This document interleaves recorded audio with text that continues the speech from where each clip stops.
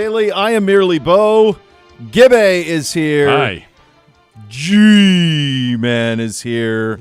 Dr. J is here. G-Man I don't know. I think he spent way too much time in a car traveling back and forth and then overachieving by being here so early this morning. Because I sent everybody a message. I was like, hey, come in around 10. Yeah. Like, wait till after rush hour because rush hour is going to be a mess. Yeah, it is. Yeah. This guy texted me at 7 a.m. I'm already on the road. He's already on the road ready to go. Company man.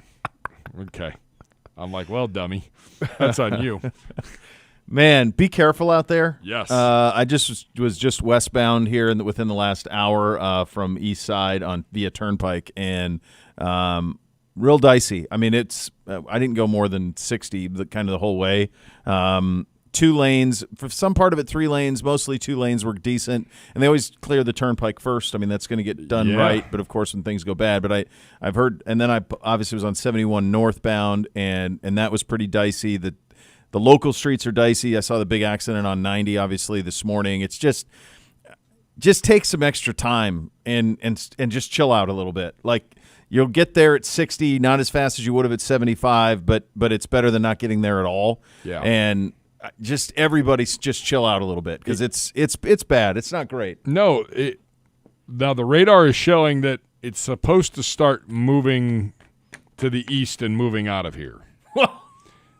However, behind it is like Arctic, like wind chill below zero. Yeah, it was supposed to be out. I think I text you. Yeah. According to the Weather Channel, by 3 o'clock, it was down to like 10%. Yeah. That's a whiteout still. That's not 10%. No. We had no names, but if you listen regularly, you know where my children attend school, and they waited until 5:38 to call it. What are you people doing? I don't know. I got out of the middle school for basketball practice last night at 9:15, 9:20, something like that, and I'm walking to my car with Beamsy, and I'm like, dude, you don't have school. Like, book it. Don't worry about it. I promise you. I mean, it was blowing sideways. 6 inches of snow. Like, there's no way. I mean, I drove home. I couldn't see the road. There were no lines visible. That's kind of where we were at. So it was very obvious at that point, like, let's just be proactive, get ahead of it. It's canceled, and then people can try to make plans. Even if you call it at 9 o'clock, there's a couple hours where folks can try to make plans for childcare the next day. Like, 5:38, what can you do?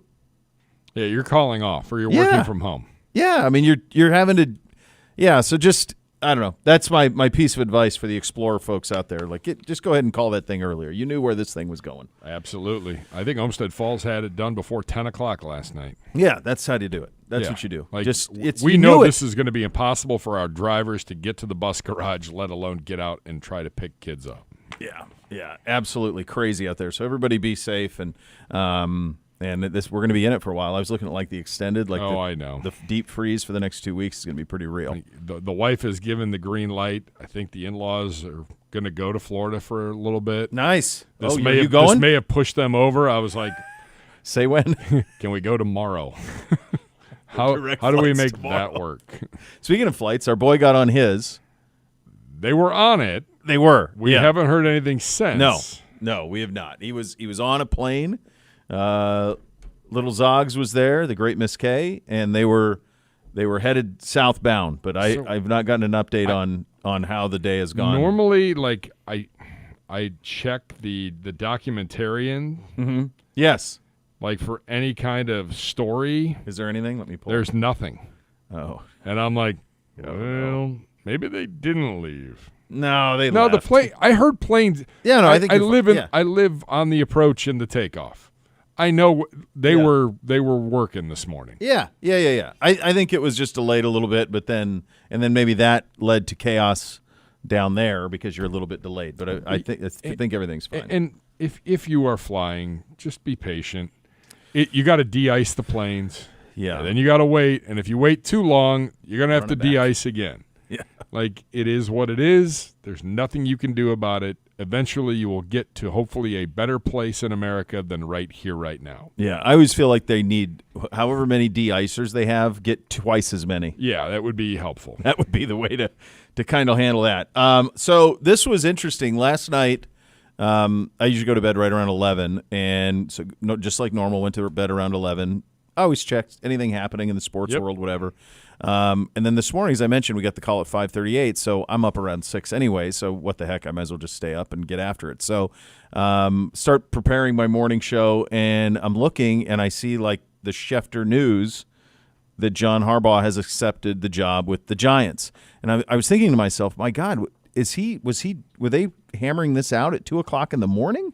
Like, what is going on? And then I went and found a timestamp that it was actually like his initial reporting was at 11:55 last night on the 14th, was that Harbaugh would in fact land with the New York Giants. But this thing came together quickly. My feeling of it kind of was, just doing some of the reading on it this morning, some of the reporting on it, it feels like they just were like, no, you're our guy, you're not leaving the building. Yeah. You're going to meet with every single person of consequence, and we want to know, what do you like? What do you not like? What do you want to change? Your franchise. Yeah. Do whatever. And you should. I mean, he's that much of a sure thing to coach for 17 years and average 10 wins a year every year. It's crazy stuff. So we thought that would be, this was something, though, that I think is a little different than what we had anticipated, in that I think we all thought that there would be, Harbaugh would talk to all the openings, which he did. Then he would decide which are the ones that he was seriously interested in. The reporting suggested that was the Giants, the Falcons, and the Titans. And then he would visit with those 3 teams. Most people assumed the Giants were the top choice, and there was Jackson Dart at the sideline of the football game last week with the mouthing saying Harbaugh or Stefanski. So that was clearly the way that they were thinking at that time, Yep. that it would be one or the other. But we all assumed that he would take those meetings, maybe take a beat, and then next week make a decision, and then the rest of these hirings could happen once that happened.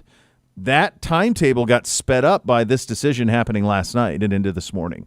And so now you have this one out of the way on the Thursday before the divisional round, and now you could have some other things start to really come into place next week in a hurry because of this. This was the first domino that had to fall, and it did. I am not surprised that he took the New York Giants. It just simply came down to, do you like Jackson Dart? Do you like him in the process? Did you like him? And we know, whatever Baltimore was on all of that, obviously he felt strongly about Dart to tie himself to him for the foreseeable future. But their young talent is pretty loaded.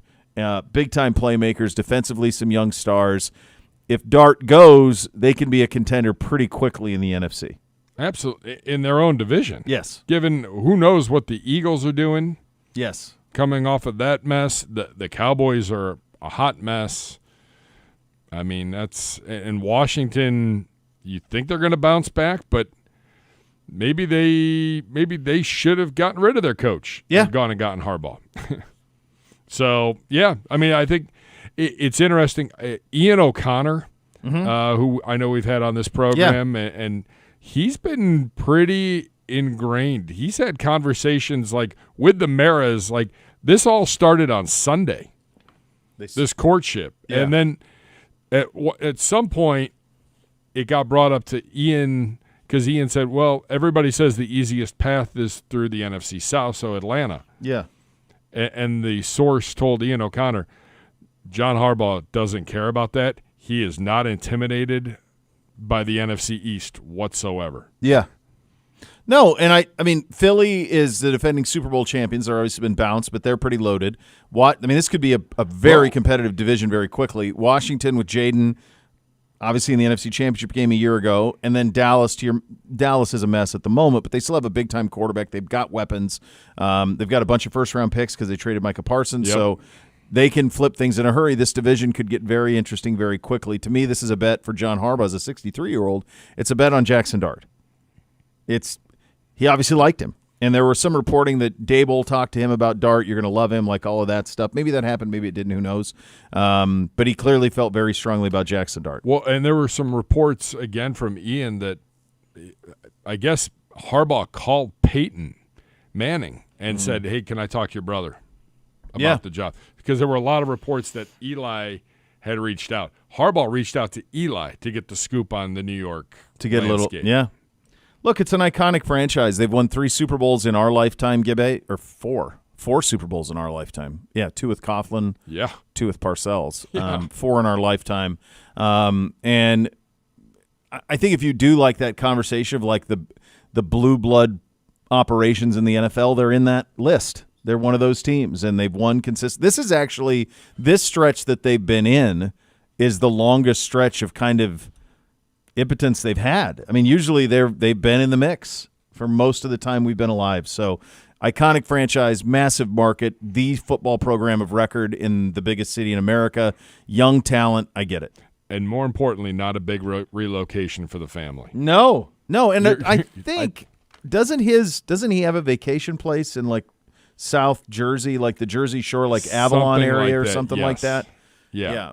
People think Jersey Shore and they think like the Jersey Shore kids, but there's that Southern Jersey, and Kevin goes there. Mm-hmm. There's that, or that Avalon area, Southern Jersey, that's like a Philly vacation destination. So I mean, I think it makes sense, and good for the Giants for just saying, look, we're not getting him. You don't leave. Yeah, you stay here. Put all your chips on the table. It is fascinating. Like, what does that mean? G-Man put this in the rundown. What does that mean for their GM? Means he's going to pick players that John Harbaugh wants him to pick. Yeah. That's what I would say. Yeah.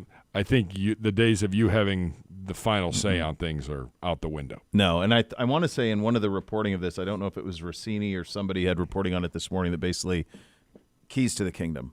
Like and I think everybody would have done that. Yes. Everybody would have done that for somebody like him. Like it's that proven. All right, couple of news and notes from our side of things. We'll reportedly interview Rams pass game coordinator Nate Scheelhaase and Chargers defensive coordinator Jesse Minter for a head coaching opening. That will happen tomorrow. Those will be virtual, right? Yes. Yeah. Everything in the early portion here is virtual. Yeah. I mean, Scheelhaase is preparing for a game on Sunday, so that will happen there. And then Jaguars offensive coordinator Grant Udinski on Saturday will reportedly submit a request to interview Rams defensive coordinator Chris Shula. Udinski is a name we've heard a lot of. A lot of people like him. I'd never heard his name said until last week. So I'm learning, like I think we all are, on him. But we did find this clip. Can you guys give me a little bit of a background on this clip here? Yeah, Peter Schrager posted it. Okay. And just about his background, his thoughts and how an offense should work, and how to explain it. And so remember, Jacksonville really caught fire after they acquired Jacoby Myers from the Raiders. Yes. And he's been their leading playmaker was their leading playmaker down the stretch. So the usage of him and how he fits into their offense. There are a lot of different examples that show his feel. I think the first one that shows up is kind of his feel in space. Right? You see some of these teams playing zone coverage where they have defenders who have vision on the quarterback, and they have different spots to get to and different landmarks, or they're reading off of what our routes are to kind of determine what their drop's going to be. He has a feel for where those defenders are going, where they're trying to get to, and then where his route fits off of that. And that kind of takes a second and third level order of processing, not just to know we tell you to get to this spot, but this spot is going to open up, because we're telling you to get to a spot that looks covered. But if you have a great understanding of what the defense is doing or what the defense is trying to do, then you can run your route in a certain way to try to get to that spot on the field, or to try to dictate the coverage to play a certain way. All right, now I run a route this way and I lean out a little bit, gets that defender to move out, and now I opened up my window inside. Little things like that are really subtle show up with him when he's running routes. Then you see it in the run game too, with my understanding of angles on the block. You see a lot of plays that he's making, getting down, blocking safeties, blocking corners. I mean, he's blocking linebackers on some plays, and you really can only do that when there's a physical mismatch at time. If you have great technique, great angles, you have a great understanding of where the run is going to go, where the blocks inside are going, because how those blocks distribute will change how the safety or the linebacker is going to trigger on the run, right? Because they're keen. He knows, okay, the safety is keen, the tight end, or the safety is keen, the tackle. The tackle does this. This is the safety's response going to be. And because he's responding like that, I have to take this angle. That's a really high level series of thought to be able to go out there and play fast and execute that type of block for just a simple run play. But to be able to process all of that so fast does require really a special feel for understanding the game of football and just a feel for space out there.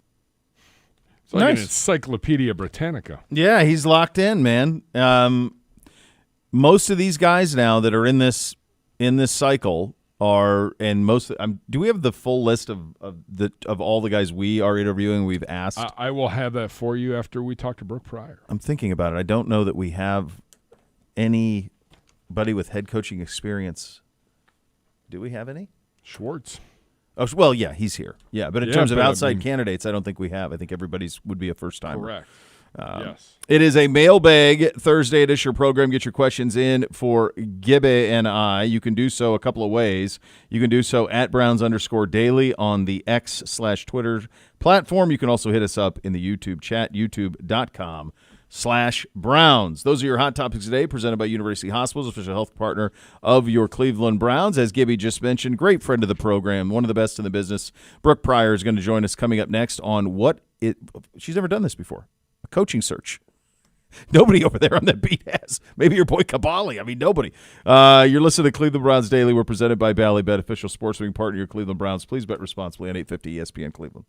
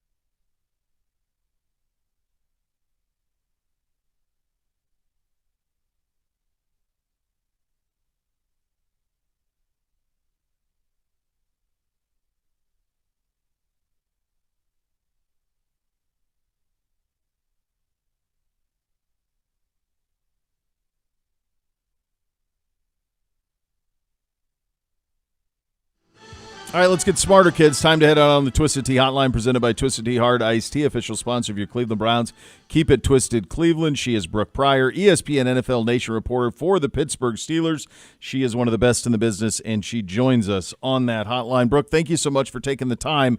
Have you ever done one of these before, a coaching search? No, and in fact, I was telling my editor about it because she said, the last time that you had a coaching search was when you were covering Oklahoma and Bob Stoops retired. And I said, no, there wasn't even a search because literally in one breath we learned that Bob Stoops was retiring, and in the next we learned that Lincoln Riley was taking over. And I believe I covered Lincoln Riley's press conference wearing cutoff jean shorts because the news happened, and I'm like in the car driving down to Norman from Oklahoma City as fast as I could. Like, nobody knew what was happening. So, yeah, I am in uncharted territory here. I'm sure you'll handle it quite well, as you always do. When did you start to have, or did you have some sort of inkling that Mike making this decision was possible? You know, I mean, there have been whispers for weeks, right? Rumors that he was going to walk away and do TV, and you never really know how much of that is a negotiation tactic for an extension or whatever. It didn't feel like it's an extension because he had 2 years left under team control, right? But I had initially felt like maybe there was a little bit too much smoke with that rumor. I think that it's something that he had been considering for a while, but I do think that the outcome of that playoff game was really going to dictate which way he went. I think he was at peace with it either way. But once we got to, they lose the game. It was a close game. They obviously were not playing well in the first half, but I think once it snowballed in the fourth quarter and they got outscored 24-0, and it felt weird in the locker room. Post game kind of just felt a little off. And I asked him a question about what would be his process for determining his future. This was a similar question that I started to ask him 2 years ago in Buffalo when they got blown out by the Bills in a wild card game, and he walked off the podium. And that in itself was an answer, because in his mind, he was telegraphing that there was no way he wasn't going to be back on that sideline the next year. And it was preposterous to even ask him about what his future was going to be. When I asked him this time, he said that he wasn't in a mindset to think about it right now. The only thing he wanted to think about was what happened on the field, and he wasn't really in a big picture mindset. And I thought that was interesting that he acknowledged that it was pretty much, it was a non-answer, but it was still an answer, and that was different from years past. And the next morning, I got a text from a former player who said that was the signal to him that he thought something might happen, because he had never heard Mike Tomlin not include himself concretely in the Steelers' future. He never left that door open even a little bit. Even if he was vague about other things, it was always he was included in that future. So that was kind of the tell, but that was hours before I started to get real official word that this was going to be happening. I can tell you, from there, we thought it was coming together faster and faster. As I'm going into the locker room, still nothing is confirmed, but, you're starting to keep your eyes and ears open. I can tell you, talking with players in there, they had no idea. Even if, guys outside the facility, former players, I had talked with some coaches, some people that were just kind of speculating, it wouldn't surprise me either way. But the players were completely blindsided. So it's been a very weird 48, 72, however many hours we are away from that meeting happening. Brooke, were the Rooneys blindsided? I don't think blindsided. Even talking with Art, he said that he thought that their meeting they were having Tuesday morning was to discuss the future of the franchise with Mike Tomlin, with, where they were going to go from here, how they could come back from this. And he said we wanted to make another run at it with Mike Tomlin. But he said at the same time, he wasn't that surprised, because Mike has said many times that he has more years in the rear view than he does in the windshield, or whatever the Tomlinism is. But he knew that he had more years behind him than in front of him. And so I think from that perspective, it wasn't as shocking. I can tell you, from covering the end of Bob Stoops and now the end of Mike Tomlin, the Bob Stoops retirement was far more shocking to everyone involved. This kind of felt like, yes, the players were surprised, because it's kind of like, your parents, you never think your parents are going to get sick, and then something happens and you realize, oh my gosh, they are human. I think it's like with Mike Tomlin, you never thought he was actually going to step away, because he fought so many times and, kept coming back, and finally, he's saying enough is enough. And I think that's what kind of really took them by surprise. It's funny, from my perspective over here, I see a guy who never had a losing record. I see a guy who won a Super Bowl. I see a guy who averaged well over 10 wins a year for his entire career, and all the division titles and all of these things. And I understand that they haven't had playoff success going forward. But, Brooke, from my perspective, I go, well, they haven't had a quarterback either. And when he had quarterbacks, he had success in the postseason. When he had Ben, he had a lot of success, especially when Ben was in his prime. From my perspective, it feels like he kind of culture tornado lifted up a roster that, from this vantage point, doesn't look like it's one that should be a 10-11 win team all the time. Where's the disconnect between the way I view him and the way that the fan base over there does? No, you're absolutely right that he has raised the floor of this team. And I think the fan base, John U. Smith had told me a great line when I was talking with him before the announcement, and he said that he felt like Mike Tomlin was the fall guy, that when a team goes down, everyone looks to the leader. Their leader is Mike Tomlin, so the fans then blame the leader. Mike Tomlin being the leader, he's the fall guy. I think that the frustration is that, yes, he didn't have a quarterback, but they had an opportunity to maybe get a quarterback. When Ben retired, that draft class was not very good, and Mike Tomlin is not a decision maker, but he ends up being the face of a lot of these decisions. And so I think the fan base is looking at that and thinking, okay, well, you need a quarterback to win. Why don't you have one? It's been years since Ben retired. I think that there's he's a victim of circumstance, and a lot of that because it goes all the way back to, I think Ben held on too long. They let him play a season too long. That then backed up the class that they were drafting from. Then they make a bad decision with that, and it shows you how quickly these things unravel. And you point out the way that he raised the floor. When I look at how other teams unraveled with longtime head coaches, I mean, Andy Reid's teams in Philly the last season bottomed out. John Harbaugh, they have a losing season in Baltimore. It's not quite the same. Their quarterback is a different situation, but still, I think that the way that he's able to raise the floor kind of skews the end of career numbers when you look at when teams decided or coaches decided to move on in the past. But I think that fans just felt like it was stale.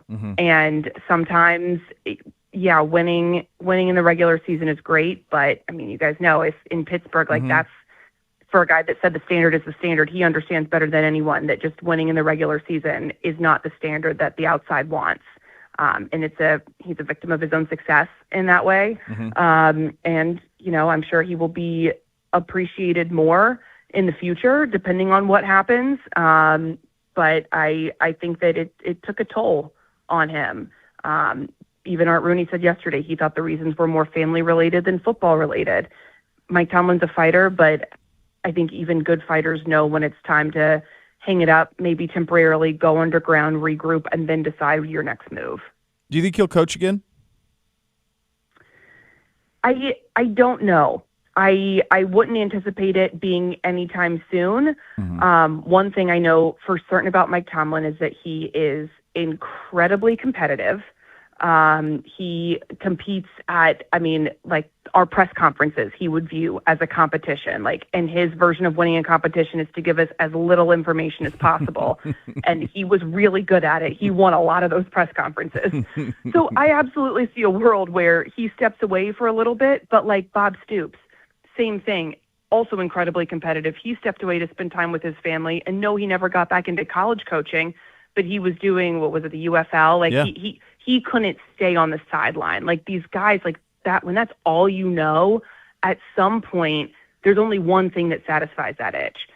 I do think it will be very interesting to see where if he does become a coach again, what opportunity he looks for. Because one thing that he told the players in that room was that he didn't want to coach anybody but that group of guys.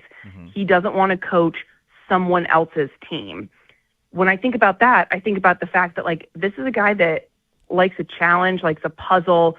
I could see him wanting to coach a team that did need a total rebuild, that he could really imprint his culture and fundamentals and everything else on whenever he does want another challenge, whether that's college level. I would be really shocked to see that. NFL, whatever it is, I think he wants just unmolded clay that he could really build his own, team in his own image out of, the way that this one was made after 19 seasons. So 19 years, and then the other part of that, Brooke, of course, 3 coaches in 60 for that franchise. And when Tomlin was hired, I wasn't here at that time, and I don't remember it vividly, but I remember the name being not one that I was that familiar with at that time. By the way, same thing with Harbaugh with the Ravens. It kind of came out of nowhere too. Do you think that the Steelers have a type they are looking for here? It certainly seems like it. It's interesting because yesterday Art Rooney said that, these coaches, the next coach doesn't necessarily have to fall within the parameters of the last 3 they hired, who were all defensive assistants, all had never had NFL head coaching experience, and all were younger than 38. And he said they don't necessarily have to be a Mike Tomlin, a Bill Cowher, a Chuck Noll. And then in the first round of interview requests submitted, I believe it's all but one are current NFL defensive coordinators. So I don't think they're ever beating the allegations that they don't have a type. That certainly seems like there is a mold there. And there should be, but I also think whoever the next hire is, to me, I hate to say less important than the head coach, but like less important than the coach's pedigree is who he brings in to be his coordinators, because that if there's going to be a knock on Mike Tomlin just from a coaching perspective, I look at his lack of coaching tree. And I know that's been something that's been talked about before, but he was not big on having big personality coordinators that had a lot of control. Like Mike wanted to be the CEO coach, also a player's coach. Like he wanted to be the end all be all. And it worked. I mean, that's his personality. That's what worked in Pittsburgh. I think that the next head coach needs to be able to delegate a little bit more to catch up with the modern NFL, where there are more on-field assistants, where there is more analytical work that's happening. There's just so many more things that you have to juggle as a head coach now that I think you need to be able to delegate some of those tasks and hire people, groups of people that can lead all of those groups, so that you're not taking on, the incredible pressure of walking in Mike Tomlin's shoes, continuing this unprecedented stretch of a franchise not having a losing season. And also, Art Rooney says he doesn't want to have a roster rebuild. He doesn't want to have a rebuilding season. He doesn't like that word. Well, then they're going to have to throw up foundation, walls, roof, everything really, really quick, because this roster is very much in a rebuilding phase when you look at it on paper. That's how I'm going to get you out of here, because I can't appreciate your time more. If you take away, and I know this is part, you can't, because it's part of it. It's the Rooneys, it's the history, it's all of it, the culture, all of it. Everything that comes with being a Pittsburgh Steeler. But if you just look at the roster and you get rid of the laundry in the museum, it's a tough spot, I think, Brooke. Is there a stomach for a rebuild that to me feels like is needed? Not from ownership. Ownership said yesterday, I don't know why you would waste a year of your life not trying to contend. Wow. So good luck. Because to your point, this is a roster. It needs a quarterback. Yes, they've got TJ Watt, but there's a lot of cap space tied up in his contract. Cam Hayward's aging. They've got a really, I think, solid core of young players. But as it's been pointed out to me from some former players, there's not a whole lot of middle-tier guys, middle-tier veteran status, middle-tier talent-wise. You've got the cream of the crop, older aging out, and then you've got young guys showing promise, but you don't have those established veterans that could still play for 4 or 5 more years, that have already been in the league for 4 or 5 years. Mm-hmm. So that, I think that's what you want to build your team on, and there is just not a lot of that. So good luck to whoever gets this job, because yes, I think there is patience from ownership in terms of, Chuck Noll started out with 3 straight losing seasons. Obviously it's a different time, but then he went on to win 4 Super Bowls in 6 years. But Bill Cowher won right away. It took him some time to win a Super Bowl, but he didn't have a losing season until 4 or 5 years into it, maybe 6 years into it. Mike Tomlin won right away, won a Super Bowl in his second season. But yeah, the expectations are incredibly high, and I don't know that the resources and the roster right now are in position to back that up. Brooke, I can tell you that if you're still on the Oklahoma beat, you would have been reporting that Jason Witten was hired as the tight end coach at Oklahoma today. So just one more example, Bill Belichick at Carolina, Witten coaching tight ends at Oklahoma. The sports world's upside down. Thank you so much for your time. We greatly appreciate you, Brooke. Anytime. Thanks for having me, guys. All right, there she goes. Brooke Pryor, ESPN NFL Nation reporter on the Steelers, joining us on the Twisted Tea Hotline, presented by Twisted Tea Hard Iced Tea, official sponsor of your Cleveland Browns. Keep it twisted, Cleveland. Coming up next, we'll go around the league, the coaching carousel, and a new stadium that looks pretty good. We'll get to all of that coming up next. You'll listen to Cleveland Browns Daily, presented by Ballybet, official sports betting partner of your Cleveland Browns. Please bet responsibly on 850 ESPN Cleveland.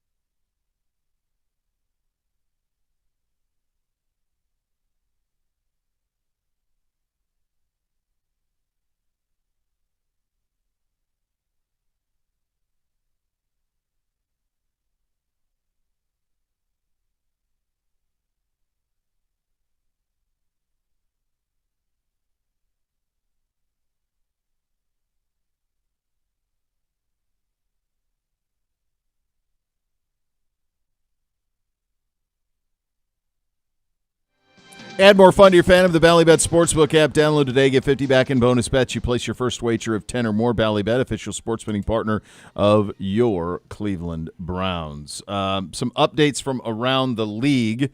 The Steelers, I mean, Brooke was dead on, as you knew she would be, but the people that they've requested to talk to, primarily for the defensive side of things, they've requested to speak with Panthers defensive coordinator Jairo Avero.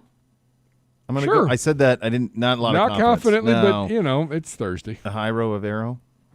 Sure. And then Packers defense coordinator Jeff Hafley. Hafley would be out of central casting for them. I mean, that would be that. He's got that type of juice to him. He's got that. He's got defensive acumen. Follow me to freedom. Great communicator. Like very direct. To me, he would seem like someone that they would like a lot. In that role. Steelers offensive coordinator Arthur Smith has also been requested by the Lions for their offensive coordinator position. So that is what is going on over there. The 49ers, their defensive coordinator Robert Saleh will interview with the Ravens and Titans on Sunday for their head coaching opening. They play Saturday night in Seattle. Yeah. 8 o'clock. So that's where that one stands. The Dolphins completed an interview with Hafley for their head coaching vacancy, and will interview Robert Saleh and Jesse Minter today. And Hafley met with the Falcons this morning, so the Falcons rifling through because they had Hafley and Minter today. They had them both in? Yeah. Okay. Well, not in, but they interviewed virtual? both of them. Yeah. Yeah. Mike McCarthy went over Saturday for the Titans head coaching vacancy on that side of things. A lot of the same names. The only place where we're seeing some names that we aren't seeing elsewhere is Pittsburgh. And their last two hires came out of nowhere. Yeah. That's fascinating. I mean, we're not we're not going to stick to the template we've stuck to the last couple times. Well, sure kind of looks that way. I think Brooke hit that right on the head. Yeah. It's interesting that you and I were just talking about it during the break, but for a lot of those media members, Zrebeck in Baltimore, Brooke in Pittsburgh, like they've never had to deal with a coach. Like Zrebeck and I were talking after the show yesterday, and I said, when did you start? And he said, he gave me the date. He goes, the only changeover was Ozzie, and Ozzie went right to their current GM. It was just I'm stepping back. My assistant stepping in. Well, just for the audience so they understand, like from a beat reporter or like for what we do, you do sports talk radio, whatever, but especially for the beat reporters, if you don't have a coaching hire or fire, if you fire then hire, or a general manager, especially the coach, though, that's the real shakeup, you kind of have an off season. Yeah. You got a few weeks here where there's not much. You're probably going to the playoffs. But then you're not focused on the combine and the draft because you're picking at the bottom of the first round. No, Doesn't matter. You go to those things, yes. But it's not like how it is, how it'll be for us and how it was for us last year and how it was in the after 16 and 17 where it's like the head of all of it. Like it's not doesn't have that feel at all. And so you get like your team, like let's say Harbaugh stays. So Zrebeck would have been off essentially. Once Harbaugh stays, there's really no news out of Baltimore until the combine. Yep. So he'd basically have a month and a half to kind of he'll write some stories here and there, but he's not having to be up at dawn siege on the phone nonstop trying to track down who they're going to hire or not. So he'd had all that time off until the combine, which is third or fourth weekend and last weekend in April. And then you would have had free agency middle of March, and then you get to the draft. But I mean, it's kind of now with a coaching change, he's on this until they hire a coach. Yeah. Just like we all are. Then you got combine. Then as soon as the combine's done, you got free agency. And then you get the extended off season because of a coaching change. Yeah, what is that? I believe ours can start the day after Easter. Okay, so basically Monday, all of April 6th. Yeah. Yeah, I mean, so you're going to have your off-season program then. And last year for us, I think that went into the second week of June. That's a 2.5 month off-season program. Our off-season program last year started the week of the draft. Yeah, and then remember we had availability on that Monday. We're like, we don't need this week. Right? We needed it last week. But that was May. That was 1 month. Now, if you with a coaching change, it's 2. It's 2. Yeah.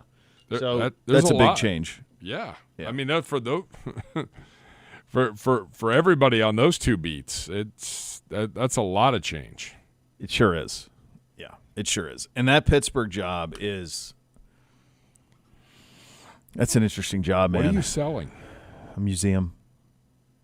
You're selling a museum, and you're selling the culture, and you're selling Renegade and all of that. But By the way, the they roster, didn't play Renegade Monday night. Did you know that? I did not know that. They did not play it, and no one knows when the last time was that actually happened. When do they normally play it? In the start of the fourth? It's usually End of the somewhere third? in the early fourth quarter. Okay. When they start getting momentum, which in the fourth quarter, So there just wasn't a chance to Yeah. play it because they had the fumble return right away in the fourth, right? Yeah. The fumble touchdown.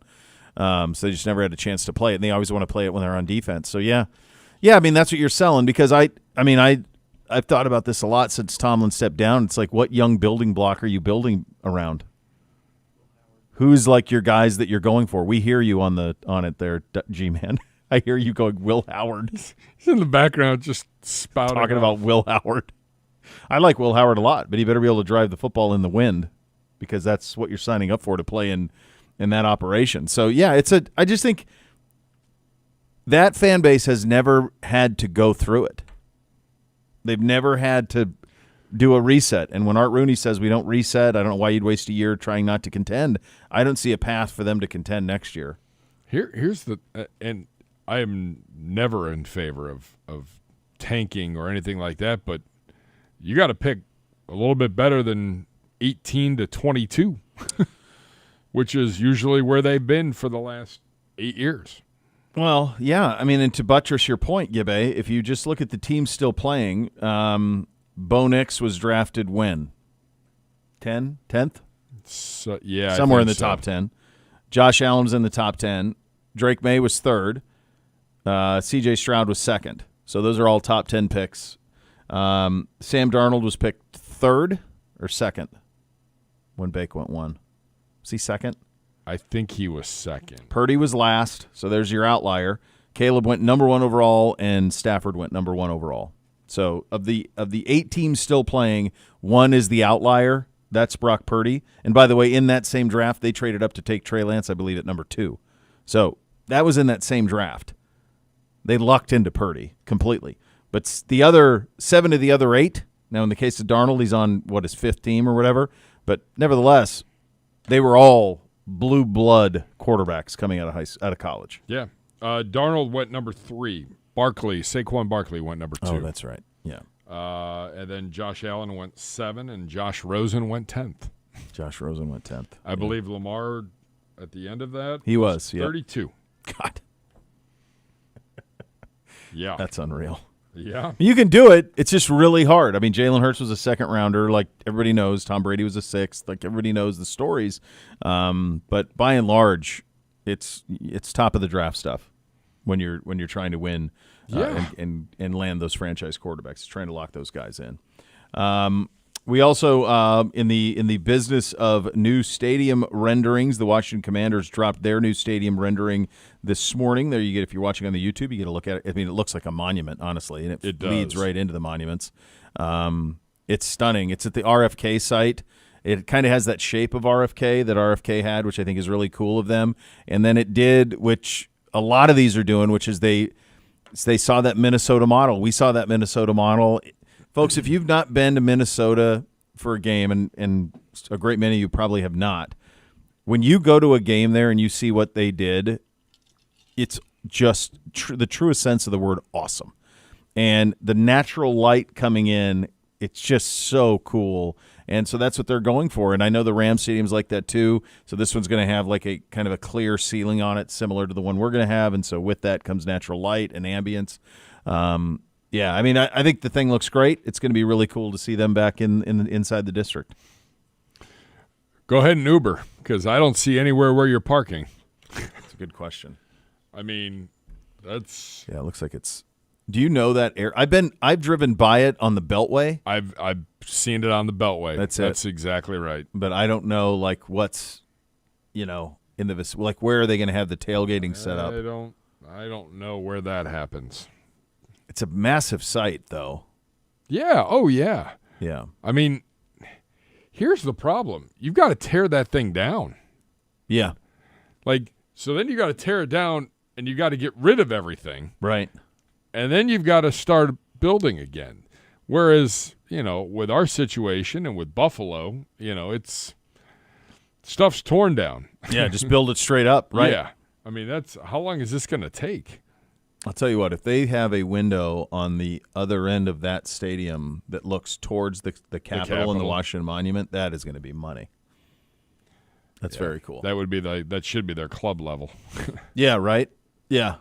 Yeah, that's going to be very cool. Very cool. So we've got Buffalo's opening next year. We're 29. Yes. This one, is there a date on this one? 2030, J-Max seemed to think. Okay. Is there anybody else that's doing this that I'm not thinking of? Oh, Chicago's going to have to do it. Well, yeah, wherever they're going to do it. Yeah, I don't know what's going on with that. Well, you got Kevin Warren in charge. I'm sure it'll all be fine. Well, it all went so well when he was running the Big Ten. Yep, you had that right. Yeah, you've been all over that. Oh, jeez. Yeah. So Highmark opens in 2026 for the Bills. The new Nissan Stadium for Tennessee opens in 27. Oh, that's right. That one's cool. Yeah. So you're going to have a lot of new Super Bowl sites. Yeah. Because they're going to give one to Tennessee for sure. Nashville's ready for that. Primed for it. I'm sure we'll get a Super Bowl at some point. And then who's the other ones? Then Washington for sure. Chicago will get one if they ever get a dome built. Washington's aiming for a 2030 opening. The Chiefs are planning a move to a new dome stadium in Kansas by 2031. That's right. Wow, this is going to be a massive. The last time we had something like this was in the 70s when they built like all the cookie cutter stadiums.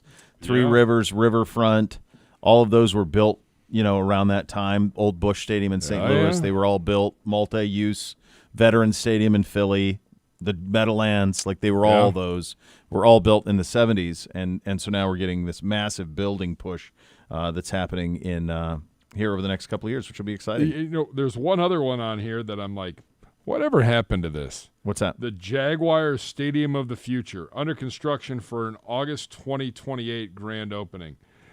Do you remember that whole thing with Urban Meyer and the whole downtown? We're recreating because like the whole waterfront went away. The riverfront all went away. Yeah, they got rid of the landing, right? I haven't been down there in a long time, but they used to have Jack's Landing, and now that's all gone. Gone. Okay. I do remember that. I remember him in press conferences talking like he was a college coach about building facilities. Yeah. And they were building like a Four Seasons that they were going to build in Jacksonville, which makes no sense. I've heard nothing. There was nothing on the broadcast over the weekend. Well, no, they are moving because they're going to play in Orlando, aren't they? So they are going to do something. I don't know if they're doing a start from scratch stadium or if they're just renovating the current one, but they are doing something because they have made it official. They're going to play in Orlando. That's right. We were talking about that, whether they should play in Gainesville or whether they... Yeah, there was talk that they were going to play in the Swamp in Gainesville, but instead they're going to go down to Orlando. I think we're at UCF Stadium and play for a couple years. Construction began last February. So it's a renovation. It's a renovation, not a start over. Yeah. So the Jags play in Jacksonville in 2026 with a reduced capacity. In 27, they'll play one season away from Jacksonville, and then August of 28, the Stadium of the Future opens. Okay. What is? Are they putting a roof on it too? I don't think you would there. I mean, it says climate control, so. Oh, I guess they are. They would be smart to do it like L.A., where it's like it's got a roof on it, but it's open air. It's a canopy structure. So there you provide a protective shell. Yeah, there's your L.A. example there, like SoFi.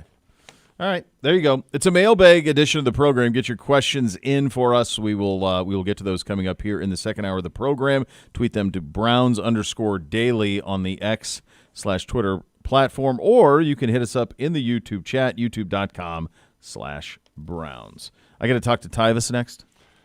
You do. That's where I'm at. That's it. Congratulations. We'll talk to my little nephew coming up next. You're listening to Cleveland Browns Daily on 850 ESPN Cleveland.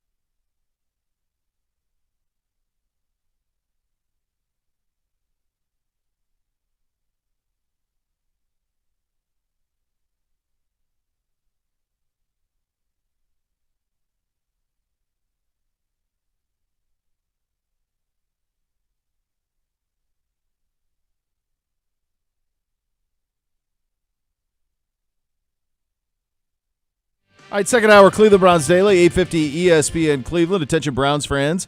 Barking Backers, official dog fan club of the Cleveland Browns, is here to get your pup in on the action. Enjoy exclusive gear, tail-wagging events, and more made just for Browns dogs. Memberships are available now, so fetch yours today or gift one to a furry friend at barkingbackers.com. So it says here that I have to say Ohio State legend, and the legend is capitalized.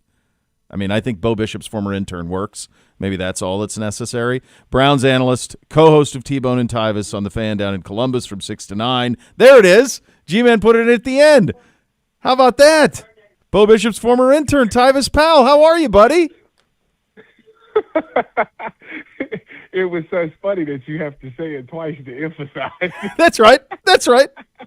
It's my crowning achievement. I was looking at the post on Twitter or X today of you, Threes, Dom at the national championship. Malcolm game. too. Look at you with the clean shave, man. I was like, look at Bo. He's out of control now. Well, so that's 11 years ago, and I had to shave every single day for TV because in those days you couldn't have a beard on television. You couldn't.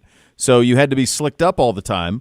And so as soon as I got into doing TV all the time, I'm like, I'm done shaving. I'm sick of it. Now, what I don't know if the audience knows, of course, with your afternoon adventures, folks who view that would be able to know, you recently have been slicked up as well.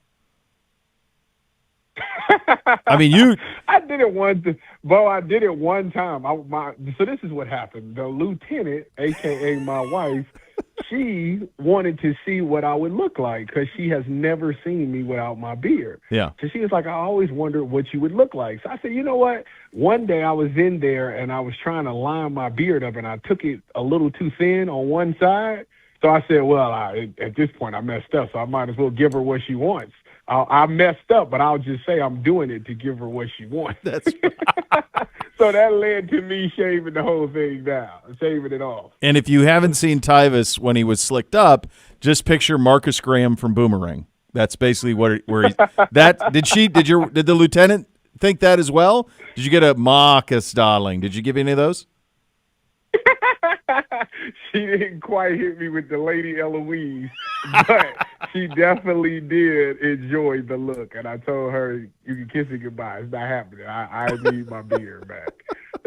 Hey, man, we got a lot of, we got 9 jobs opening. We've got Baltimore and Pittsburgh, although both of those jobs are open. They haven't been open in terms of both of them haven't been open in our lifetime. The last time that both those teams made coaching changes was 19 years ago. Like the AFC North is going to look completely different going forward. What did you make? Let's start there. What did you make of Baltimore choosing to move on from Harbaugh, who landed in New York this morning, and then Tomlin choosing himself to leave Pittsburgh?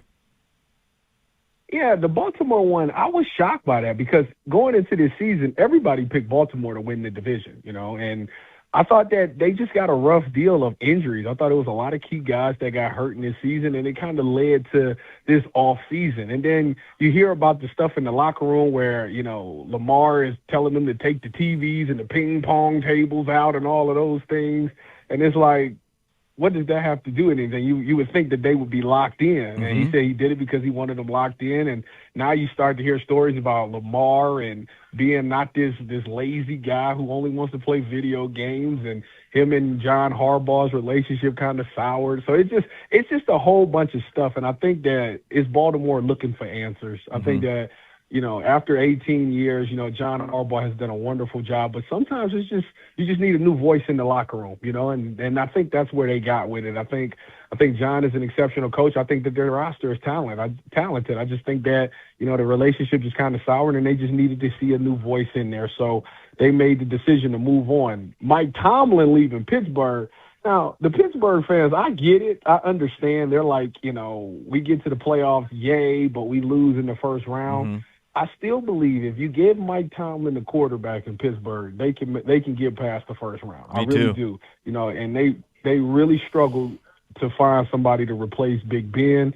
Obviously, they did the reach for Kenny Pickett, and things didn't work out there. And ever since then, it's just been a quarterback carousel. So I think Mike Tomlin is an excellent coach. I really do. I mean, if you listen to players just talk about him and how he talks to them and get these guys motivated to play. And, you watched the Hard Knocks last year and seeing how he got teams motivated to play. Like, that was a guy that I feel like a lot of players have respect for and could play for. So I really didn't like the fact that they moved on from him, but I get it. You want something different there. And, sometimes you gotta see how good you had it. Hopefully, the next guy that they gets the quarterback, because in this league, that's the most important part. Can you get the quarterback? And Mike Tomlin just couldn't find that. Yeah, I just talked about exactly that with Brooke Pryor from ESPN, who was on with us last hour, buddy. And I go, look, to me, he elevated rosters that were inferior. I didn't see, I didn't think he was blowing anything in terms of missing opportunities or anything like that, just from the standpoint of they haven't had the quarterback position. When he had a quarterback who was good, they were Super Bowl contenders. When he hasn't, they're not, but somehow they still win. So I think that jobs is going to be a very interesting one as they attempt to fill it. And then does that fan base have patience for a build, like a true rebuild? I mean, they haven't done that in so very, very long. Of course, go ahead. The fans don't have the fans might not have the patience, but ownership has shown that they have the patience. This will be their fourth hire in the organization history. So they have a long leash. Whoever they decide to go with, he has a very long leash. They got to find a way to get that quarterback, though. If you were you and I, we haven't talked on this show since the Browns moved on from Kevin Stefanski, and we're conducting these interviews now, and we got people coming in, and not this week, but next week we'll have people coming into the building for interviews and stuff. As you look at this job that is open here, and you think about the 2 first-round picks, you think about very good rookie class that was there. Another, obviously, will have opportunities in the 2027 draft as well to kind of rebuild this thing on the fly. What are the positive attributes that you see with this Browns job for potential NFL coaching candidates? The defense is phenomenal. Top defense in the league. You're walking into an organization that has a defense already ready to go. They were top 5, top 3 this year. Total defense. So you have that. And everybody knows that defense wins championship. Bo, I didn't make those rules. Those were already in place before I was born. So you already have the defense. Obviously, on the offensive side of the ball, you got some young pieces. Quinshawn Judkins get healthy again. You got the running back. You got Harold Fanning, a great tight end weapon that can be an X factor that's shown that if need be, he can take a game over. He was the guy that all these defenses by the end of the season was like, we have to stop number 44. So you have that going. I think that those, and you just got a young group of guys. Your core guys that you drafted last year seem to be all heading in the upward trajectory there. So you have a good young group core guys that you can build off. Obviously, you got to fix that offensive line, and you have to find out what you got in Shador or whatever you're going to do at the quarterback position. I think that will be the challenges, but I think those are the positives. I'll tell you what, when you look at Pittsburgh, how great Pittsburgh is, it's not that big of a difference between Pittsburgh and the Browns to me. I mean, I think when you look at the Steelers, their roster, their guys are old. You're trying to figure out what TJ Watt's going to do. You're still looking for the quarterback. Obviously you got Jalen Warren and DK Metcalf on the offensive side of the ball, but outside of that, it's not really a whole lot to work with there. So it's really you really flipping a coin between the Browns and the Steelers as far as how attractive that job looks as a head coach. Yeah, I think if you separate the museum and the history from Pittsburgh, it's really tough. I think it's like Arizona bad. I think it's you don't have quarterback, you don't have assets, you don't have young building blocks, you don't have, like you mentioned here, that top 3 defense. You don't have a rookie class that you can kind of build around that appears that maybe we have here with guys like Schlesinger and Fannin and those type of guys, even Mason Graham, who came on as the season went along. I think it's a very, very difficult job. And, from your vantage point, what type of coach should they be looking for here? I keep going back and forth with this because I understand that we as a fan base and, people that just enjoy football, we're so enamored with the story of the young offensive-minded head coach, the guy that's 35 that just can call offense. We love the Sean McVay and how Kyle Shanahan, like those type of guys. But when I look at this Browns team, I feel like we just moved off of that. I feel like Kevin Stefanski was that. Granted, his first 4 years was successful. Yeah, he had 2 playoff appearances, had a playoff win. So it worked. But I think you have to expand off of that. I think if you really wanted that, you could have kind of kept the guy that you had. So I think you have to go into a different direction. I think that they need a leader of men. I really do. I think at some point, I just think the one thing that you just hear little stories about the accountability. You know, you think about pre-snap penalties and turnovers. You know, Kevin preached about how he didn't want that to happen, and yet we saw it. I just want to see guys become more disciplined. So I think we need a strong leader in there that can hold these guys accountable. You know, the Mike McDaniel thing came up, and the first thing I thought about was when Tua stood up on that podium and said, guys are late to meetings and guys are not showing up to meetings. And I just, like, I like Mike McDaniel. Mike McDaniel was my offensive coordinator when I played for the 49ers, so I understand. He's a great mind. He's under Kyle Shanahan. He runs the same thing, so it's a great offensive mind. Can he lead these players? Can he, you know, will Myles Garrett and company respect what he has to say? You know, like that. Those are the things that I think is important for this team to take the next step, because in order for this team, a young team, to really be good in this league, you have to learn how to not beat yourself. And I think last year we did that a lot. You see Quinshon Judkins rip off a 40-yard run, bring it back with a holding call. You'll see pre-snap penalties. You'll see turnovers. We need somebody that can harp and get it through these young guys' mind how we cannot beat ourselves. What made the Patriots so good back in the day? They never beat themselves. They always did the right thing, and I think that is where this Cleveland Brown teams need to get to. So as you were saying that about Kyle and that you were there with Mike, I was thinking, because, you know, you spent time in Seattle and in San Francisco, and Pete was obviously a leader of men and an enthusiasm tornado and all the stuff that came with that, but he made his bones as a defensive guy and a brilliant defensive mind. Kyle, same, except opposite, right? Offensive mind, brilliant, and then Kyle became somebody that became a leader of men. What kind of did you take from those two styles that those two guys had, and why were those two guys so successful, and why is it so hard to bottle that? I think Pete to me was my favorite head coach of all time. Pete really understood how to make coming to the facility fun, but competing was fun. Like you wanted to go up against people, you know, you from having the basketball hoop in the team meeting rooms, having a shootout in front of everybody, you know, doing matchups in team meetings. Like, okay, today, this is the matchup of the day. Tyvus versus Doug Baldwin, like just to get that competition going. So now you're thinking, when I get to practice, every time I line up against Doug, I got to win because they're going to show this in the meeting room. Like, it was just fun to compete. You know what I'm saying? It was like Urban Meyer, but with more fun to it, you know? And I think that you get a lot of success. It's like tricking people to compete. Like you're having so much fun competing that you don't even realize how hard you work.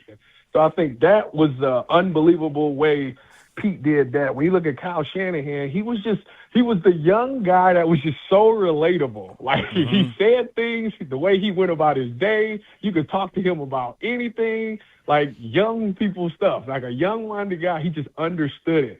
And it was like a great friendship, but you respected him so much because he was like a genius. It was like going out to practice. Like he would, when we did our scout team periods, he would go play quarterback and run the stuff. And he would point out, like, we got this covered. He'd be like, no, you don't. This guy right here is wide open. So it was like those type of things. It's like, this dude is really smart. He just got the respect out of his guys. So to me, the two totally different styles, kind of the same a little bit when it comes to having fun and things like that, but two totally different styles that's very effective, that resonate with players, you know. So it doesn't necessarily have to be like a dictator guy that comes in there and just lay the law down. Like, there's different ways to get it. You just got to find a guy that's going to gel with your roster that guys will respect. Were you in San Francisco when Robert Saleh was there? That was my defensive coordinator. He was. That's what I thought. He was my defensive back coach. That's what I couldn't remember if that all lined up. So he did. I thought he got a raw deal in New York. I really was impressed with everything. Yeah. What, in terms of if he gets another shot, and my hunch is he will, do you think it will be successful? And then while we're there, speaking of Hafley, because I saw he interviewed for Pittsburgh today, that seems like a perfect situation for them. They always hire defensive coaches, and Hafley certainly has that. Mm-hmm. Yeah. No, Robert Saleh, to me, was one of those guys that, you know, he can motivate guys. The way he just spoke to the team, it was funny because he'd always have like a little story to tell. And it was just so meaningful of the story that you would get from him. Very smart, always broke things down in a way that you would understand it. You know, he would make a game plan just seem so simple. And just a genuinely good dude. You know what I'm saying? Like, you can tell when coaches have coach talk, and then you got guys that's like, genuine, like that really care about your best interest. And for me to be a guy that was on the practice squad that eventually worked my way up to the 53-man roster, like he was the guy that I always just respected and looked up to. He was the guy that just went to bat for me. So I always had a ton of respect for Robert Saleh. I think he's a player's coach for sure. He listens to the players, but he's going to make sure that you work. He's going to make sure you grind. It's not going to be no easy days at all. He's going to make sure that guys get things figured out. So I love that for him. I think he will be successful his second time around. Do think the New York thing was a raw deal because that defense was really good. Obviously, quarterback situation is always flaky. If you don't have a quarterback, hard to have success in this league. And I think he was one of those guys that fell victim to that as well. When you talk about Jeff Hafley, now Jeff Hafley was my favorite defensive back coach of all time because Jeff Hafley was one of those guys that just was very real. Like, you get into the league and you got coaches that'll say, you know what, I'm going to get you in the game. So I'm on practice squad, Bo.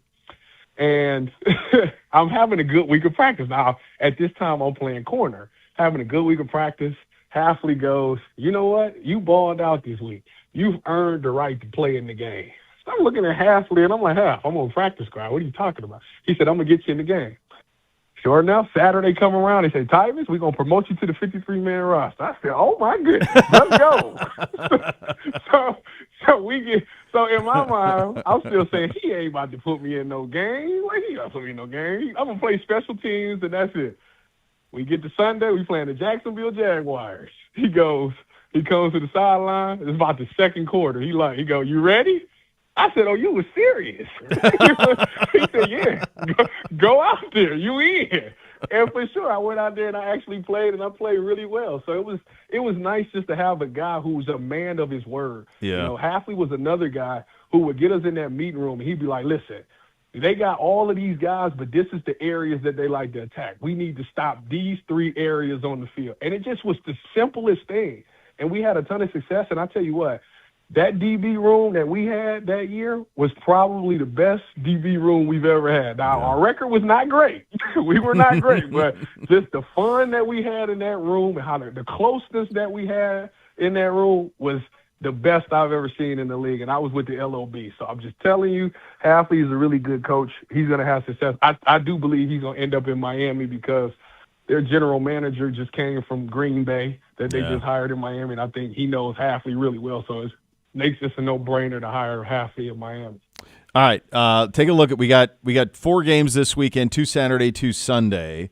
Which one of the 4 matchups are you most confident in the eventual winner? That I'm most confident. Oh, good. First of all, I'm conflicted. I bet you are. I'm looking at that one. Seattle, San Fran. Yeah. Seattle. I don't know where to go with that one. Like, Seattle gave me my first start, like my first league experience. Yeah. San Fran, was home to me. I'm not even going to comment on that one. I'm not even going to answer that one. Bills, Broncos. I think the Bills get it done. I think the Broncos have had a magical regular season. Mm-hmm. I really do. But I think in the playoffs, it's about that quarterback position a lot. And I'm just not ready to be sold on Bo Nix at this moment. I think Josh Allen just does a wonderful job of wheeling his team to victory. So I'm going to go with him. Texans, Patriots.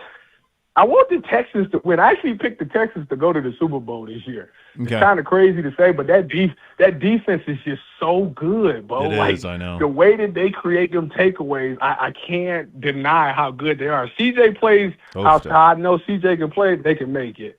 And then Bears, Rams, I think this is just a good year for Matt Stafford. I really do. I think that he's going to get the MVP this year, and he's going to really polish his Hall of Fame resume up. So I'm going to go with the Rams on that one.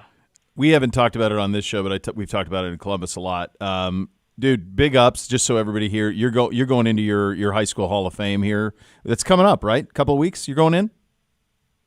Yep, February 7th, going into the Bedford Hall of Fame. Me and Halle Berry. My plaque will be next to Halle Berry. So shout out to the Bedford Bearcats. All right, dude, can you arrange it to where you're near her? You could be Marcus Graham. I mean, this comes full circle. I gotta see if I can pull some strings. Yeah, if they can get me next to her. You're working 60 jobs. Just give them a big donation and see if you can get right next to her. That's all you need. You know what? I'm gonna look into it, Bo. I really am. I think you should. Next time I roll into Bedford, I better see you right next to Hallie. That's where it needs to be, buddy. Good catching up with you as always, my friend. Thanks for your time, buddy. No problem. Appreciate you, Uncle Bo. Have a good one. Go Browns. There he goes. Tyvis Powell joining us on the Twisted Tea hotline, presented by Twisted Tea Hard Iced Tea, official sponsor of your Cleveland Browns. Keep it twisted, Cleveland. We'll go around some comments on the NFL draft and kind of the quarterback. Not enough of them is the long and short of it. We'll get to that coming up next. You'll listen to Cleveland Browns Daily on 850 ESPN Cleveland.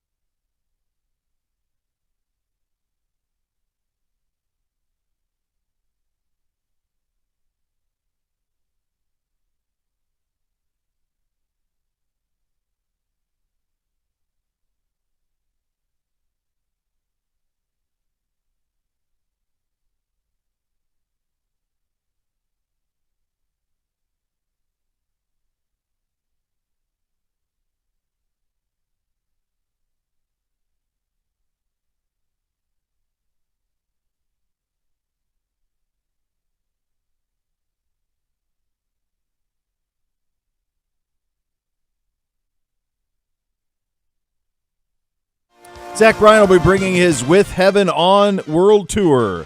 Huntington Bigfield, May 9th. Hear all the classic. Witness his new album live in Cleveland. Don't miss out on this incredible night of country hits. Get tickets now by visiting huntingtonbankfield.com/Zach Bryan. That will be a tough ticket. I would think. Yeah, the album is the G-Man's like, I wish I had gotten to hear the album prior to the pre-sale opportunity we had. Oh yeah, I would have bought those tickets. It's a little bit more expensive right now. Yeah. No, he's got a lot of hits out there. Yeah. Big news. We touched on this a little bit yesterday. Quarterback Dante Moore coming back to Oregon for one more year with the Ducks. He was the consensus number 2 quarterback after Mendoza, and I think there was a chance that he could have played himself even above Mendoza in the process. He's a little bit more physically gifted. He did not play well in the game against Indiana in the national semifinal. Maybe that was part of it. Maybe he just wanted to go back and be a college kid and make a ton of money and quarterback the Oregon Ducks for another year, and you can't blame him for that. But what that did is it put the quarterback class this year into a massive state of flux. And so Mendoza is at the top of it, and then it's probably Ty Simpson out of Alabama, and then it is all of those names that a year ago at this time we all thought this was going to be a massive quarterback class. Those are your Drew Allers and your Klubniks and your Nussmeyers, all of those guys who have just did not have the years that people thought that they would have. All those guys are going to fall somewhere in this draft. I think I saw Dane had Nussmeier, his third quarterback, and so it just doesn't appear to be as strong of a quarterback class as we thought it was going to be a year ago. This is Ryan Wilson of CBS Sports HQ discussing this year's quarterback class without more and looking ahead to 2027.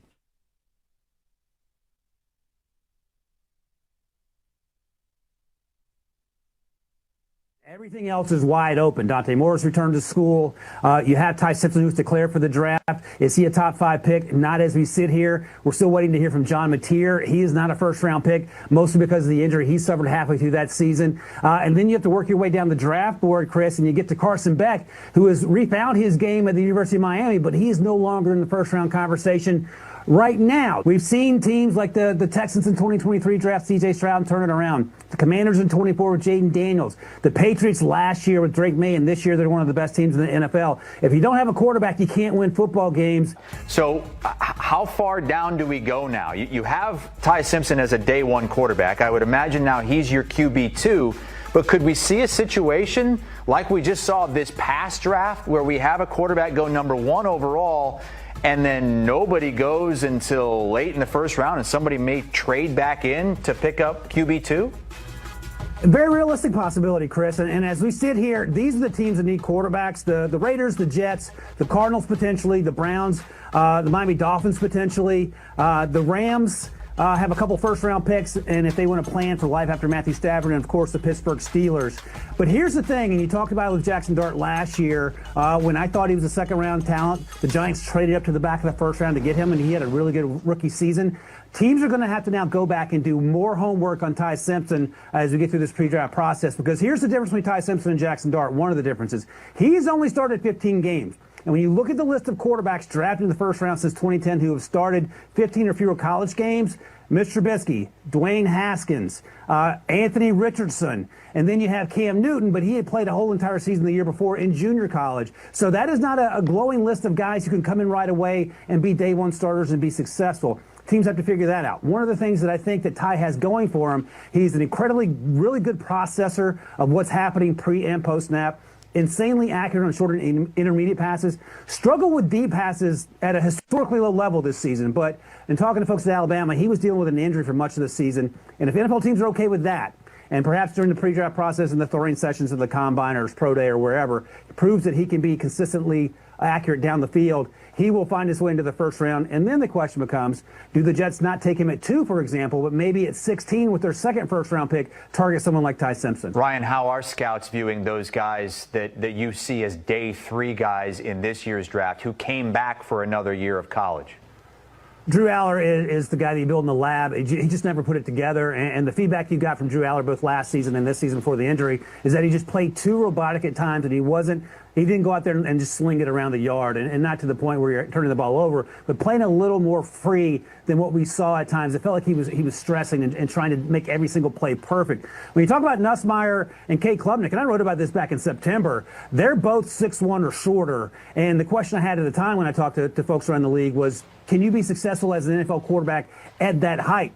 And the feedback I got was, it's not the height, it's the consistency that these guys have yet to play with. So you could be a Baker Mayfield and go out there and play at a high level, be the first overall pick, and then sort of rediscover yourself when you land in Tampa Bay, for example. But the way that the season unfolded the last 2 years for Garrett Nussmeier, in 2024 and then this year, of course, and then this season for Kate Klubnik gave a lot of teams pause in terms of whether that looks like a franchise quarterback at the next level. At the end of the day, fit matters more than anything else, but they did not put enough good stuff on tape to merit being first-round picks right now. But they're out of eligibility, so they're in the 26 draft. Moore is going to be in the 27 draft. And if you look ahead to that right now, where would you put him on your quarterback big board? So Dante Moore's QB1 for me. And here's the thing, and you'll get pushback about Arch Manning. If we're all honest with ourselves, if his name was Arch Wilson, for example, he would not be in the first overall pick conversation. His pedigree speaks for itself. Dante Moore will have played probably 25 games, which is the sweet spot of what you want for your quarterbacks coming out as first-round picks.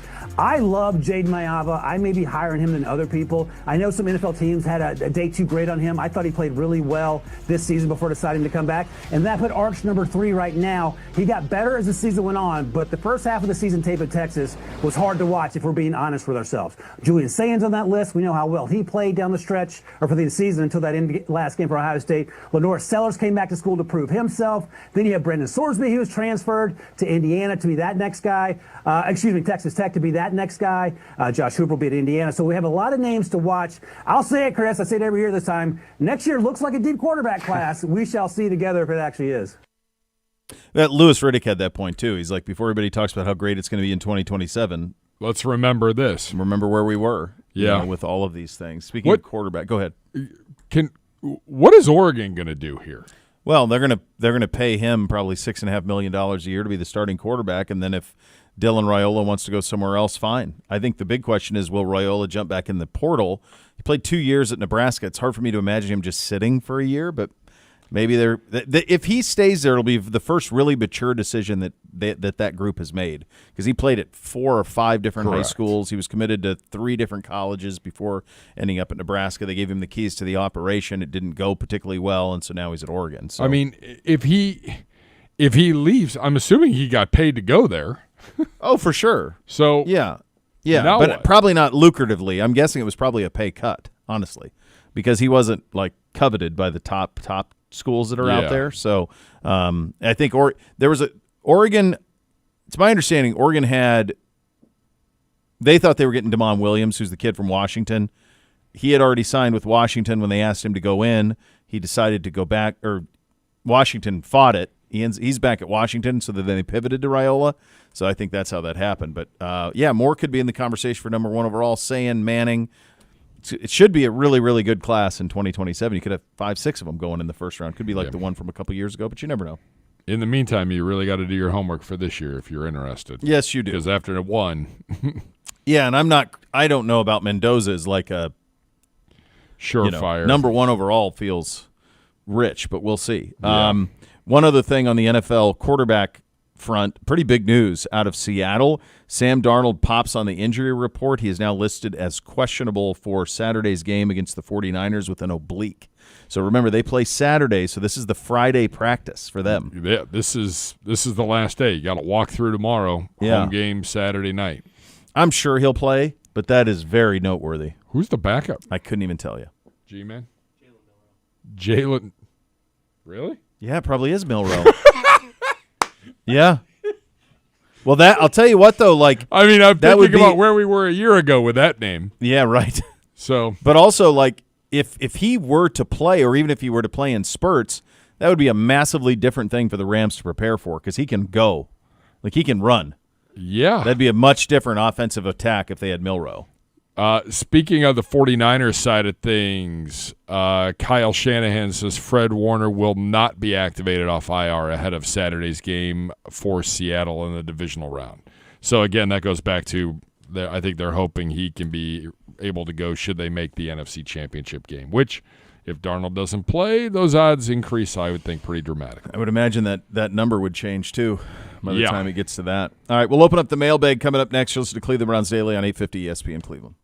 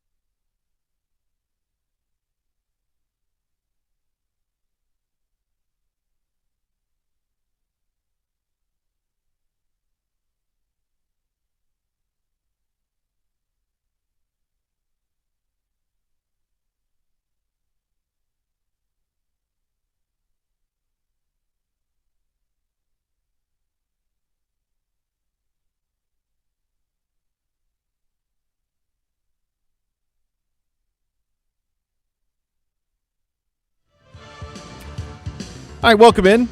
Cleveland Browns Daily, 850 ESPN Cleveland. Time for a little mailbag to wrap up this Thursday edition. Hello, Gibby. Hi, sun's out. There It we is. go. Look at We need that. a little palm tree, a Corona, a little pool time. Let's go. Let's go. A little polar plunge. Woo. And that would No isn't that thanks. what the No Hoff thanks. does every morning? He does. He gets Something in that like thing, that. yeah. I when I used to play basketball in the morning, I would do that. I would go play basketball before I was worried about tearing the Achilles. I would go play basketball, then I would take an ice bath for a couple minutes. It truly is just the worst at the beginning, and then it chills. You're fine, but it's so hard. Shocks the body. So hard to do. Yeah. So hard. Yeah, not great. Yeah. Yep. You can tweet at the show at Browns_daily on this Thursday edition of the program. Love a dog today. What would you do to fix NIL or the transfer portal? I would run the NFL model against college football, and I would just pay them salary cap and handle it that way. Collectively bargain it. I've been saying this, honestly, in Columbus for 10 years. Like, it's the only path that gets any sort of lasso around all of this. I think then you fix the calendar. That makes quite a bit of sense. I've outlined that before, like how to handle that. And you open up the portal. You do so at the end of the season. The season should have ended like last Saturday instead of the next Monday. You would open up the portal there for 15 days, but there's a salary cap that everybody's working with. There's a structure to it, and you go from there. And the one thing that they can't ever get they're never going to be able to hold on because they blew it so poorly was the NIL component of it, because there is no way to ever get any sort of guardrail on that. As long as ultra-wealthy people want to pay for players to go to schools, that's going to be the case. But the salary cap would at least keep guys on campus staying on campus. Absolutely. He did follow up a separate question, a food question. Meat. M-E-A-T. Yep. Bone in or bone out? Oh, bone in. Flavor, If man. can. That's where your flavor is, buddy. Yeah, exactly. Chris Denny tweets at the show, you are stuck on an island with music from only 3 artists. Who are the 3? Stuck on an island, 3 artists. All right, you need to have a massive catalog. Dave Matthews would be the no-brainer. That's number 1 for me. A-list. I mean, that to me that would set the tone too. And there's such a massive catalog there, so I would go there. I would probably go a little bit to my roots, and I'd probably go a little George Strait. Would probably be in the mix. I was going to go Kenny Chesney. That's a perfectly on an island. Those line up. Yep. Third one. I'm going traditional. I want a little Jimmy Buffett. Big catalog. Yeah. Some good times. I thought about Luke Combs as well. Yeah. I was trying to think if I'd want to zag and have something that wasn't like chill. Maybe a little rock. Yeah. Would you want like some AC/DC just to set the tone Maybe a little bit? Tom Petty. There you go. Like something like that, so where you I get a got little you there. get a little juice when you needed it. Man, I really got to build this raft. Can you play Hell's Bells for me? Maybe that's you go. maybe that's the way I would do that. Let's see. I got a ton from Bobby. We'll get to it. Bo, what's your favorite cocktail right now from Trey Carey? Had it last night. It was a First Friday. My favorite old fashioned is the one I make with the maple syrup. So it's 2.5 ounces of bourbon. It is a teaspoon of maple syrup. It is you go out. Sounds wonderful. Pretty cool course. Okay, yeah, here it is. So they go raspberry vodka, lemonade, and cranberry juice. And that was a delight. That was a delight. And I'm not a vodka cocktail guy. I like a martini every once in a while, but not a vodka. But that was a delight. I And like things like that. They had the Sonic ice, the chewy ice. They had that in there. That's undefeated. That wins. Yeah, that was a good one. I remember that thinking like, boy, that's pretty good. That's well done. Yeah, I like going in, like especially once we're in warmer climates. Yeah. And they've got like little drink specials. Yeah. I love things like that. You'll run those out. Yeah. Absolutely. Kyle Ryan, what's the Super Bowl matchup you want to see the most? Give me Bears and Bills. Bears-Bills would be, boy, the winner won't have a city because it'll burn Probably. with the party that comes with it. Yeah. By the way, Nico Collins not at practice today for Houston. So Not that's looking so great. That's not looking I think good I at had all. wide receivers coming up maybe in an over-under. I think you might. All right, let me just. I mean, I've been on the Rams all year, so I guess the Rams would be, Rams-Bills would be kind of the one that would have the most juice to it, just with the two quarterbacks. That one would probably have the most juice. I mean, the Bills in anything feels like a win. Like they're such kindred spirits. You just want them to have that ultimate success. So them against anybody would be a pretty big win for me, but I'd like to see them against Stafford. I think that'd be fun. Absolutely. All right, Bobby time. Bobby! Last 5 minutes, Bobby. You're welcome. Since Gibby is going to have to pay for it soon, what is your sushi order, raw or cooked? Bobby, come on now. Always raw, Bobby. Always. Everybody, are G-Man and Dr. J sushi guys? G-Man, yes. J-Mac, no. Big thumbs down. Oh, Might have to get you a little hibachi. why is he not why no sushi? Is he worried about the raw? He doesn't like taste of it. No, dude, we'll do a little ahi. Come on, a little yellowfin. Come on. Yeah. Come on. Undefeated. Nobody gets hurt. Nobody get hurt. Nope, no one. Good stuff. I might get sushi tonight. Sam Darnold, by the way, an update. He expects to play Saturday. All right. That's why the score hasn't changed. Yep. What's your favorite line from any movie? I do like to drop the "Don't sell yourself short. You're a tremendous slouch." There's two that just popped into my mind. Obviously, I don't know that question's coming, but the two that popped to my mind are "You can't handle the truth," but one that I use all the time is the Tommy Lee Jones to Harrison Ford in the tunnel in The Fugitive when he goes, "I didn't kill my wife," and Tommy Lee Jones goes, "I don't care." I'll say that to the boys all the time. I don't care. Yeah. Yeah, I like that. Go one. you to your room. You Yeah. to your other room. I don't care. This is a funny one. What's more stressful, a third and long late in the fourth quarter or trying to merge onto I-480 during rush hour? I don't have a problem with the merging because I believe I do it correctly in a zipper merge pattern. Yeah. Unfortunately, the gross majority of people believe in this absurd notion of staying in one lane for 7 miles before they need to, as opposed to just merging when it goes from 2 lanes to 1, and that's kind of similar when you merge onto 480. Like, it's just easy. Like, you go, I go, and everybody keeps moving. So I guess the first one is more stressful. Gotcha. Yeah. He says, be honest, how many Browns fans would trade one Super Bowl win for a lifetime of free pierogies and a snow-free winter? 2 minutes. No. 2 minutes. Which would you choose? Super Bowl. Versus no winner? Yeah. Come on.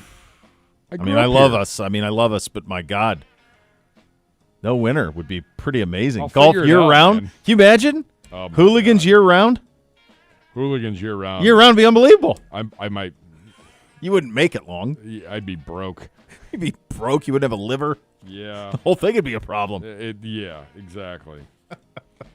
Were you lore of a TP the house or prank phone call person? We did. I was more of the. We did the kids call it ding dong ditch. We called it something else, but we used to do that a lot. And then we would do the. I don't remember doing the prank phone call thing much. That was the Jerky Boys were a big thing. Yeah. And I remember listening to that a lot. But I don't remember doing that. Caller ID came into place right around, and that was kind of the end of that. Yeah. You had to dial like a certain code, but if you misdialed, you were like, maybe I don't want to deal with that. Yeah. Now it's to the point, like if somebody calls me, I'm like, why are you? Don't ever call me unless it's an emergency. Just text. That's even with like family. Like I'm like, why are you calling? We don't need to talk. Got nothing to say. What's the quickest in an interview you knew someone 30, wasn't going to work 30. out in the final 30 seconds? I interviewed former Cowboys I don't know if this is exactly what he's talking about. This will pop into my head. I was interviewing former Cowboys quarterback Danny White, and my first question to him was, it had to be pretty dang good being Danny White, quarterback in the Dallas Cowboys in the 1980s. And he goes, well, yeah, that's the best you can do. 15. And I went, oh, this is going to go great. I said, Danny, we'll see you on down the road. Good chat. And with that, that's the mailbag. There you go, kids. Friday, Siciliano, Andrew Barry. You'll have that conversation, division round over-unders, and, of course, the scores. We're back then. Thanks for listening. Cleveland Browns Daily, 850 ESPN Cleveland.